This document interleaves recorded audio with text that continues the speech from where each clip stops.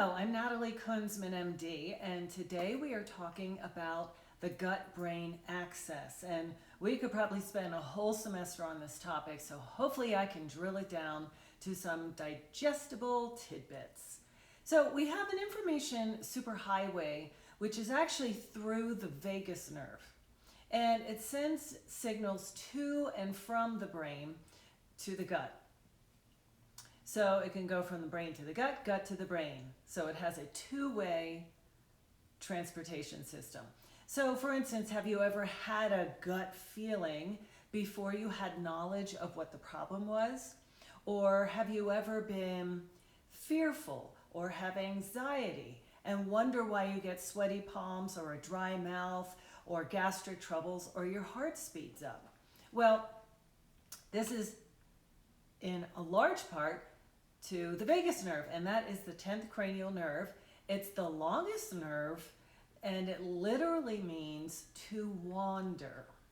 So why do we even care about this? Well, there are multiple things that the vagus nerve is in charge of, from the sensory aspect, which might be from the throat or the heart, the lungs, and the abdomen, to maybe special sensory, which would be helping us to provide a taste sensation behind the tongue.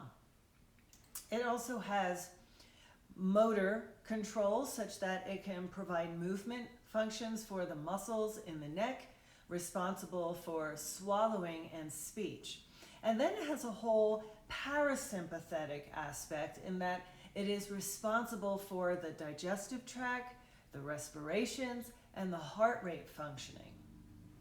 So if you have a low functioning vagal nerve, or sometimes we used to call this low vagal tone, you may have depression and anxiety, loss of appetite, chronic fatigue, forgetfulness and brain issues, B12 deficiency, heart problems, nausea, dizziness, heartburn, IBS, digestive instability or digestive issues, and diabetes and imbalanced blood glucose. But did you know that it was also responsible for, this vagus nerve is also responsible for relaxation with deep breathing, because the vagus nerve will communicate with the diaphragm. And with deep breaths, a person may feel more relaxed. It can lower the heart rate and the blood pressure. And if the vagus nerve is overactive, it can lead to the heart being unable to pump enough blood around to the body. And in some cases, an excessive vagus nerve activity can cause a loss of consciousness and organ damage. Now, the vagus nerve can help decrease inflammation. The vagus nerve will send anti-inflammatory signals to other parts of the body. That vagus nerve is also responsible in part to our fear management. The vagus nerve will send information from the gut to the brain, which is linked with stress and anxiety and fear, and again, back to that gut feeling. And these signals will help a person to recover from a stressful or a scary situation. So, as a reminder, or a big portion of today's topic, is that communication between the brain and the gut.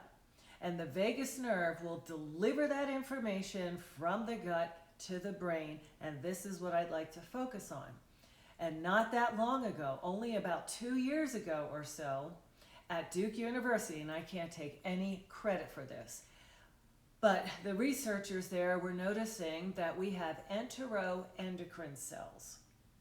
So those enteroendocrine cells, entero means down at the gut level. So at the gut level, these cells will actually talk to the vagal neurons and form synaptic connections and junctions with each other. And these cells will even release glutamate, for instance, which is a neurotransmitter. And it's one neurotransmitter that we use for smell and taste.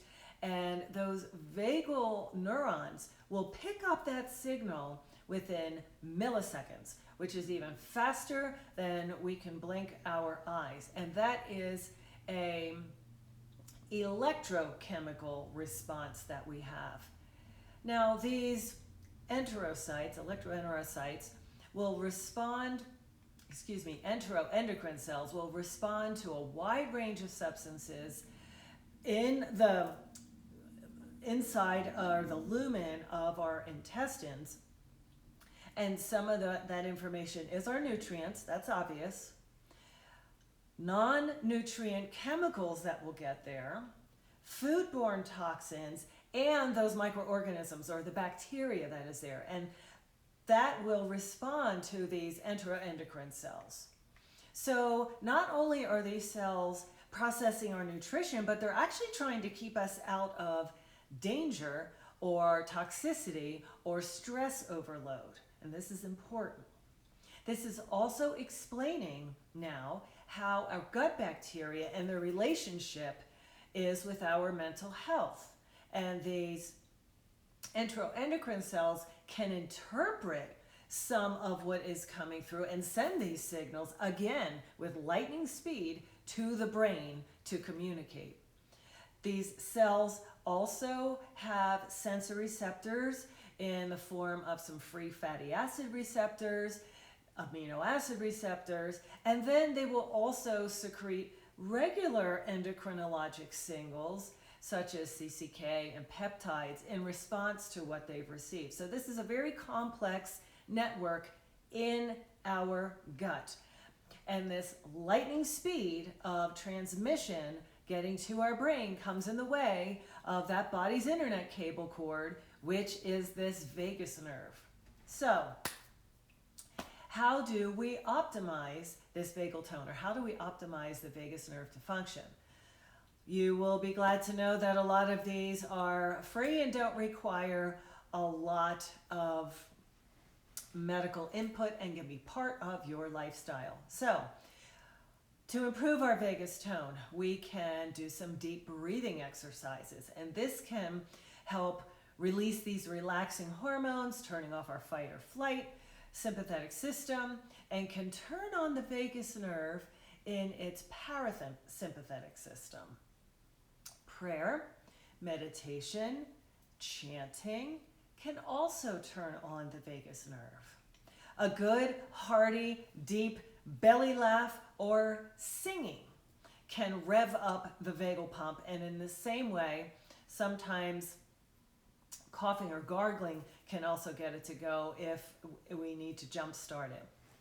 Now, social time with friends will stimulate some of that connectedness we all appreciate and have and will improve a higher vagal tone. Yoga, stretching, that also turns on the vagus nerve and the parasympathetic tone. Laying or sleeping, interestingly, on your right side will turn up the vagus nerve function. And this is why some doctors tell pregnant women not to lay on the right side, to not put too much pressure on the vagal nerve. Exercise, no different and no exception with the vagus nerve in that it can rev up the vagus nerve function, especially flow to the stomach. Now, supplementing with some probiotics has been shown to improve vagus function as well as gut function. We love those types of probiotics. Now, improving your electronic and magnetic frequency, such as through PEMF or grounding, which is connecting your bare feet to the earth, this will also help balance your heart rate variability and the vagus nerve functioning. Sometimes supplementing with 5-HTP, which is a precursor to serotonin, stimulates that vagus nerve. Zinc will also increase its function. And this is a good supplement, and this is why we like zinc. Here we go. Coffee enemas will clear your colon of toxic foodstuffs and allow for better digestion and allow for better vagal nerve functioning. One more tactic, a cold shower turns off the sympathetic system and turns on the parasympathetic system. So at the end of your shower, you might want to try 30 seconds of cold, 30 seconds of hot, back and forth, and increase, if you can, to 60 seconds for 2 to 3 rounds. So there you have it, a quick informational vignette on that vagus nerve and how it relates to our gut-brain connection. I'm Natalie Kunsman, MD. Subscribe to my channel below, and until we meet again, be well